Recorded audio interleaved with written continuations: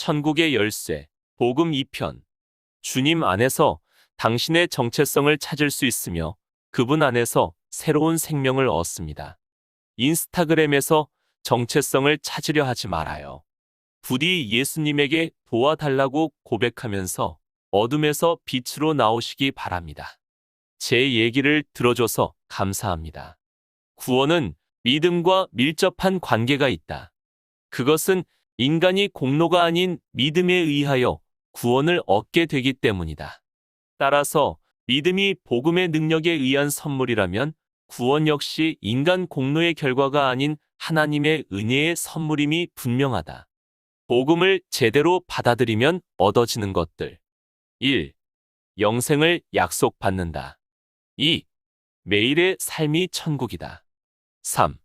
시간과 돈의 구애를 적게 받거나 거의 받지 않는다. 4.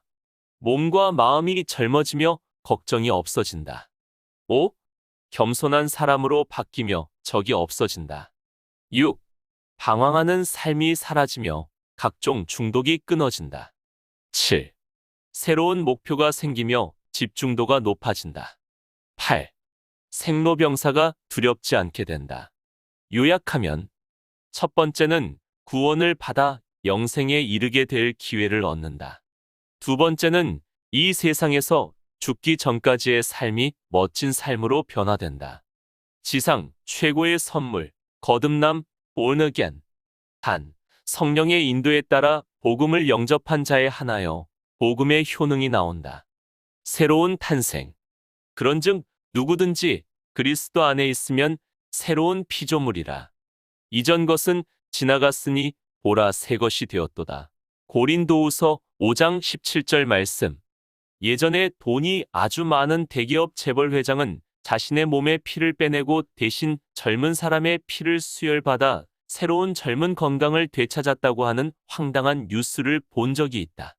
마치 불로초를 구하러 중국의 방방곡곡을 찾아다니다 죽은 진시황제처럼 영혼은 엉망진창인데 육체만 성하면 뭘 하겠는가.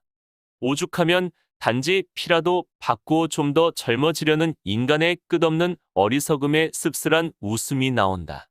자, 당신은 이제 새롭게 탄생되었다. 복음을 받아들임으로써 재창조된 것이다. born again. 주 안에서 내 영혼 다시 태어나. 이전 것은 지나고 새롭게 됐네. 죄로 물든 내 모습 예수와 함께 죽고 부활 생명 내 안에 새로운 삶이 열렸네. 너희가 나를 택한 것이 아니요 내가 너희를 택하여 세웠나니 오직 내 안에 오직 내 속에 그리스도가 사네. 오직 내 삶에 오직 내 맘에 그가 주인 되셨네. 내 생명 그 안에 그의 생명 내 안에 나의 삶이 이전과 같을 수 없네. 복음을 제대로 받아들인 당신을 향한 축하 노래이다. 다시 태어난 당신에게 어마어마한 돈으로도 못 사는 구원과 영생을 얻을 기회를 주었다니 참으로 복 받은 사람이다. 대신 당신이 해야 할 일이 있다. 그것은 지금부터 영원까지 예수님을 믿는 것이다. 그러므로 예수님을 믿는다는 것은 예수님을 우리의 삶의 주인이 되시게 하는 것이다. 이것이 복음의 원리요, 믿음의 핵심이다. 우리는 하나님의 상속자. 당신은 복음을 제대로 받아들임으로써 참으로 많은 혜택을 누릴 수 있게 되었다. 오늘 우리는 하나님의 상속자의 자격을 갖춘 하나님의 양아들로 호적 입적을 예약하는 날이다. 정말 경사스런 날이다. 진심으로 축하한다. 로마서 8장 12절. 상속자는 사랑에 빚진 자입니다. 13절. 상속자는 몸의 행실을 죽여야 합니다. 14절. 상속자는 하나님의 영으로 인도를 받습니다. 15절. 우리는 이제 하나님을 아빠라고 부를 수 있다. 16절. 성령이 친히 우리에게 찾아와서 하나님 자녀임을 증언한다. 17절. 상속자는 고난도 함께 받습니다. 갈라디아서 4장 5절. 율법 아래 있는 자들을 속량하시고 우리로 아들의 명분을 얻게 하려 하심이라. 6절. 너희가 아들인고로 하나님이 그 아들의 영을 우리 마음 가운데 보내사 아바, 아버지라 부르게 하셨느니라. 7절. 그러므로 내가 이후로는 종이 아니요 아들이니 아들이면 하나님으로 말미암아 유업을 이을 자니라. 이제 당신은 예수 생명 안에서 왕 노릇할 수 있다. 이것은 지극히 당연한 것이다. 세상의 고관대작은 아무것도 아니다. 잠시 살다 가는 세상, 예수 생명을 얻은 양아들로 다시 태어났다는 것은 아무리 강조해도 당신은 복음의 수혜자인 것이다. 도표 해설. 우리의 목적은 구원을 받아 천국에 가는 데 있으며 아울러서 복음을 받아들인 후부터 죽을 때까지의 천국 같은 생활 또한 매우 중요하다.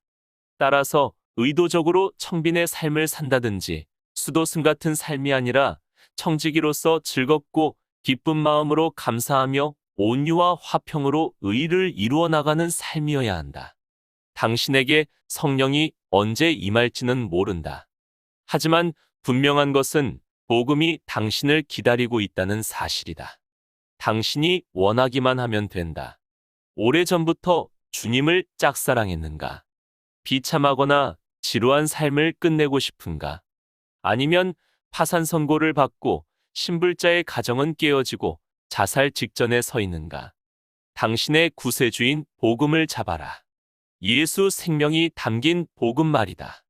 이 글을 쓰고 있는 나도 수없이 삶을 포기하고 싶도록 처절한 삶, 비참한 삶, 실패한 삶을 살았던 죄인이었다.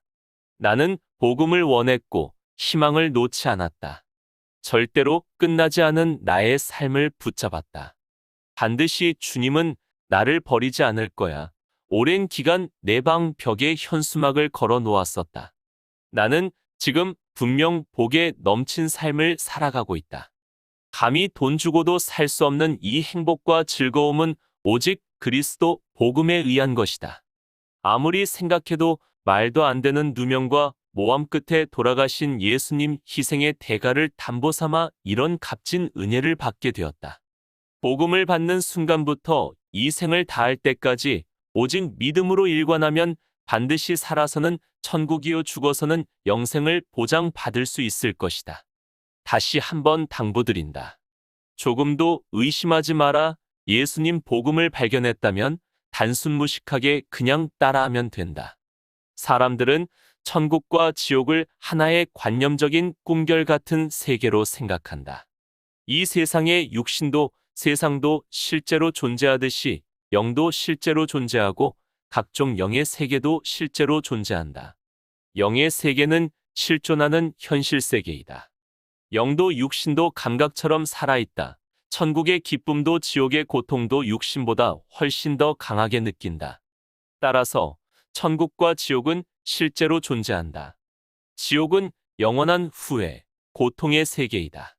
그리고 한 번 죽는 것이 아니고 매일매일 죽음보다 더 괴로운 고통의 순간들을 겪어야 한다. 다시 한 번 위에 복음선서 내용을 한 번 더 외쳐라. 그림 해설. 일반적으로 경향상 교회가 대형화될수록 복음 순도가 떨어지며 교회가 소형화될수록 복음 순도가 높아진다는 것을 알 수 있다.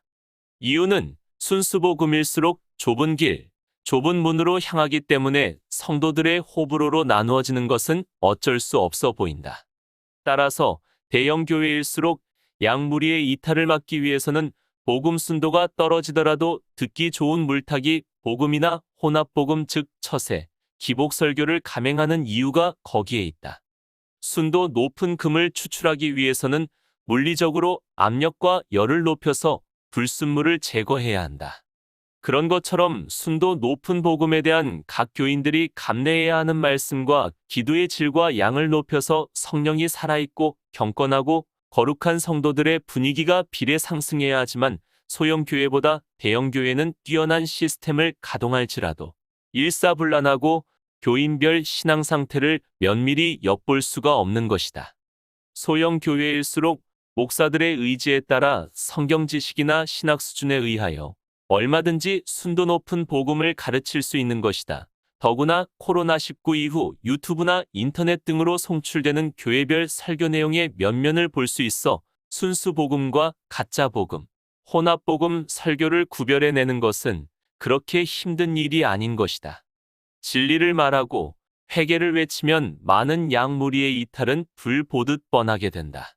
왜냐하면 지금까지 번영신학, 인문신학 등의 가짜 복음에 길들여왔기 때문에 경건이나 거룩을 얘기하면 사오정 목사 취급을 받게 되는 까닭이다. 이것이 지옥 가는 대형 단체 예약 고객 일동이 될 것이다. 대책으로서는 강력한 다운사이징 또는 소형 교회를 만들어 새로운 형태의 복음 전선을 구축해야 할 것이다. 이것을 방치하면 흥망성쇠가 빨라지게 될 것이다. 막걸리는 물을 타도 막걸리이다. 그래서 막걸리 값이 제일 저렴했다. 따라서 순도가 떨어지는 복음 설교는 쉽게 듣고 쉽게 읽는다. 이것이 치명적 약점이다.